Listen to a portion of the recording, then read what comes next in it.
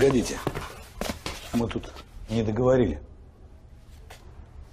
Слушай, майор, может, ты не в курсе, но когда во время войны к ним в Ташкент в эвакуацию, таких, как твоя бабушка или моя мама, тысячами привозили, так они, чурки эти, сами на голой земле спали. А единственный топчан с единственной простыней русским бабам и их деткам отдавали. Так что мы с ними, с чурками этими, сначала войну выиграли, а потом Россию восстановили. Понял? И рот вымой и не открывай, а то воняет.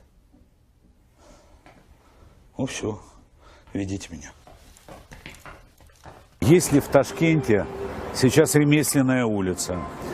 Я не знаю, есть ли на этой ремесленной улице школа номер 90. Но в 1943 году в Ташкенте была ремесленная улица, и на ней была школа номер 90.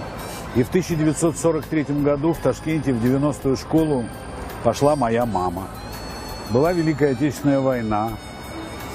Из Сталинграда в 1942 году эвакуировали семью моей мамы. По дороге эшелон разбомбили. И потерялась семья, которая состояла из бабушки и двух внуков. Одной из которых было 6 лет, а внуку младшему было 4 года. Они все потерялись. Их разобрали узбекские семьи в Ташкенте. Узбекские семьи сделали так, что эта семья воссоединилась. Они нашли друг другу. Узбекские семьи спали на земляном полу, а моя мама спала на единственной кровати, которая была в этой семье. В этой узбекской семье моей маме из какого-то отреза дорогого, которого держали, наверное, как приданное девушке, которая была в этой семье, невесте, сшили школьную форму. Из скатерти, которая была в этой узбекской семье и лежала на столе, ей сшили такую сумку красную. И с этой сумкой она пошла в школу. И если жива моя мама, а в результате есть я, то все это потому, что в эвакуации они попали в Узбекистан, где им помогли выжить, где их выучили, где их выкормили. Никто не умер от голода, никто не потерялся, все остались живы.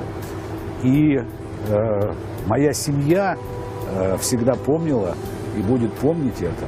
Поэтому я в этот день с поклоном большим узбекскому народу я говорю спасибо и поздравляю с великим вашим праздником вас. К сожалению, уже не жив тот учитель узбекского языка, у которого было 7 детей, и который был классным руководителем моей мамы, но низкий поклон его родственникам. День независимости от всего плохого, зависимости от всего хорошего. Такие простые слова, но они очень искренние, они идут от самого сердца. Я желаю достатка, я желаю вам благополучия. Я еще раз говорю спасибо не только за мою маму, за всех тех, кто оказался когда-то в Ташкенте. Спасибо вам за ваши присущие вам природные качества, за доброту, скромность, за то, что вы тихие, мудрые, доброжелательные и миролюбивые люди. Я вас целую. С праздником!